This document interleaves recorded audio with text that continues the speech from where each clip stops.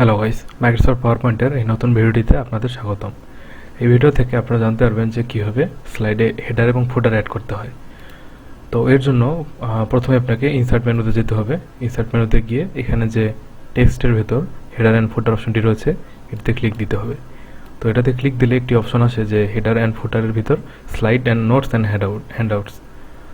তো স্লাইড মানে যেটা বোঝায় যে দুটিতেই দেখুন, আপনারা খেয়াল করে যে দুটিতে প্রায় একই রকম অপশন রয়েছে। তো স্লাইডে যেটি বোঝায় যে এই স্লাইডে আপনি যেই জিনিসগুলো অ্যাড করে দিবেন সেগুলো শুধুমাত্র এই নর্মাল ভিউ এবং সেভ করার পর সেগুলো হচ্ছে সেই হেডার ফুটার এবং সেই অপশনগুলো আপনার হচ্ছে দেখাবে। কিন্তু যদি নোটস অ্যান্ড হ্যান্ডআউটসে কিছু আপনি অ্যাড করে দেন সেগুলো হচ্ছে নর্মাল ভিউতে বা সেভ করার পর সেটা সেখানে দেখাবে না। সেটি একমাত্র এই যেখানে ভিউয়ের এখানে যে নোটস পেজ, এই অপশনটিতে যখন যাবেন তখন হচ্ছে সেই নির্দিষ্ট নোটগুলো দেখাবে। তো চলুন দেখিনি যে এটি কীভাবে করতে হয়। প্রথমেই নর্মাল ভিউতে যাই। তো ফার্স্টে স্লাইডের কাজটি দেখাই। যে প্রথমে রয়েছে ডেট অ্যান্ড টাইম। এখানে ডেট অ্যান্ড টাইমে দুটি অপশন রয়েছে, হচ্ছে যে একটি আপডেট অটোমেটিক্যালি অ্যান্ড একটি হচ্ছে ফিক্সড। এই আপডেট অটোমেটিক্যালি দিয়ে যা বোঝায় সেটি হচ্ছে যে এখানে আপনি যেই ফরম্যাটের ডেটটি দিয়ে দিবেন তো প্রতিদিন সেই ডেটটি এখানে ওই দিনের ডেট অনুযায়ী এটা হচ্ছে চেঞ্জ হয়ে যাবে। আর এটি হচ্ছে ফিক্সড ডেট, অর্থাৎ আপনি যেই ডেট এখানে ফিক্স করে দিবেন সেটি ওখানে শুধুমাত্র ওই ডেটটি শুধুমাত্র শো করাবে অলওয়েজ। তো এখানে আমি আপডেট অটোমেটিক্যালি এটি দিয়েই দেখাই। এরপর হচ্ছে এখানে ল্যাঙ্গুয়েজ রয়েছে আর একটি ক্যালেন্ডার টাইপ রয়েছে। আর এই ল্যাঙ্গুয়েজ এবং ক্যালেন্ডার টাইপ যে অপশন দুটি রয়েছে এগুলো হচ্ছে খুব একটা কাজে লাগে না, কারণ অলওয়েজ এটি জর্জিয়ান ক্যালেন্ডারই ফলো করে ইংরেজি যে ডেট এটি করা হয়। তো এগুলো অন্য কথা। এরপর রয়েছে স্লাইড নাম্বার। স্লাইড নাম্বার অর্থ হচ্ছে যে আপনার কত নাম্বার স্লাইড সেটা এখানে শো করাবে। আর এখানে ফুটার নামে একটা অপশন রয়েছে, অর্থাৎ আপনি ফুটারে যদি কোনো কথা লিখতে চান তাহলে সেটি সেখানে শো করাবে।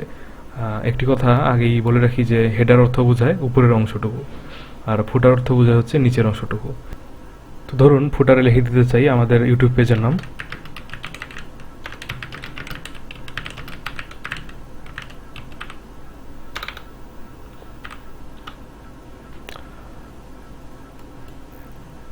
এরপর রয়েছে don't show on title slide, অর্থাৎ এটার মানে অর্থ হচ্ছে যে প্রথম যে স্লাইডটি এটির মধ্যে এটি শো করাবে না।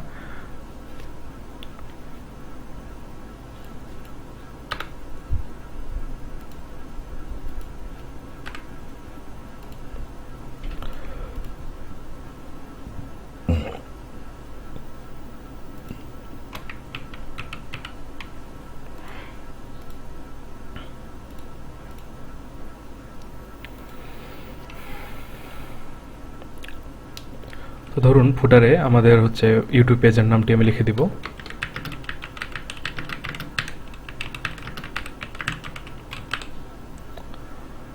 তো এরপর যে অপশনটি রয়েছে সেটা হচ্ছে don't show on title slide, অর্থাৎ এটি হচ্ছে মানে এই অপশনগুলো প্রথম যে স্লাইডটি সেটিতে দেখাবে না, তো তারপরে স্লাইডগুলোতে দেখাবে।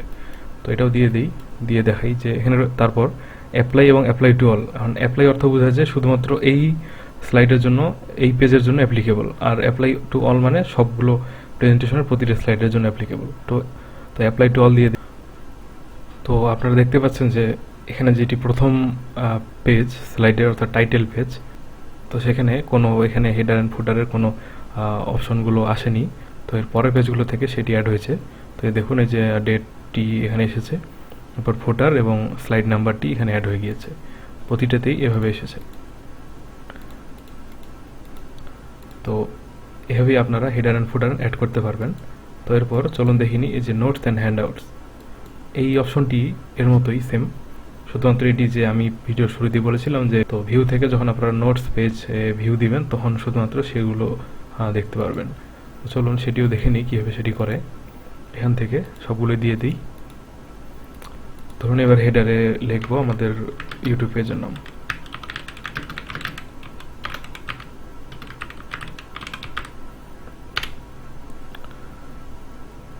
তো চলুন এবার ভিউতে যাই। ভিউতে গিয়ে নোটস পেজেস। তো দেখুন এখানে এই আমি যেটি হেডার অ্যান্ড ফুটারে অ্যাড করেছিলাম সেটি হচ্ছে এখানে চলে এসেছে।